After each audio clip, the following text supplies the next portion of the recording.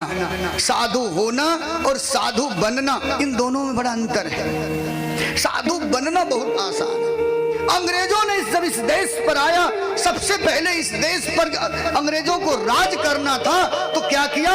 सबसे पहले इस देश की संस्कृति पर कुठाराघात किया। अंग्रेज भारत में आए, ये भारत में ये जो रंडमुंड साधु घूमते हैं, इन साधुओं की परंपरा अंग्रेजों के चलते हुई है। ये जो साधु कपड़ों में घूमने लगे, अब बहुत गहराई से सुनिएगा इस चीज को, ये जो साधुओं का रंग बिरंगा कपड़ा हो गया, जटिल मुंडित हो गए, ये भी उनकी देन हो गई।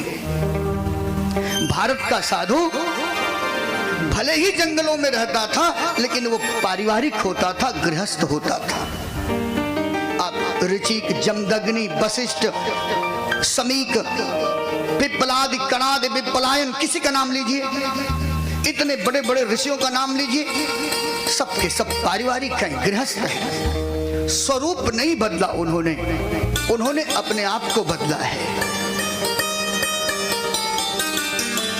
समाज कभी नहीं तय करेगा कि साधु कैसा वस्त्र पहनेगा, ये भारत में अंग्रेजों के देन है।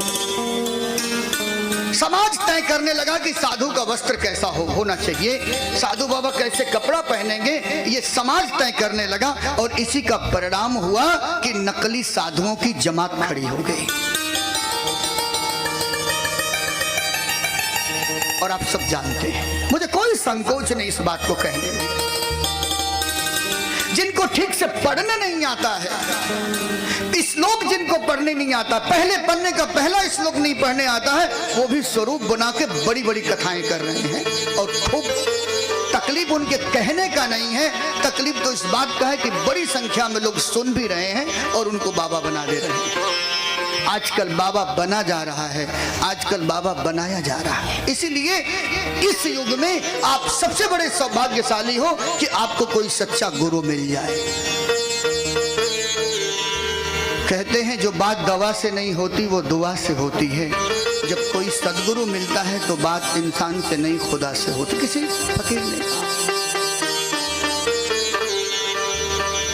घाटम नाम का एक बहुत बड़ा डाकू था। कथा में प्रवेश करने से पहले मैं दो कहानी आपको सुनाऊं।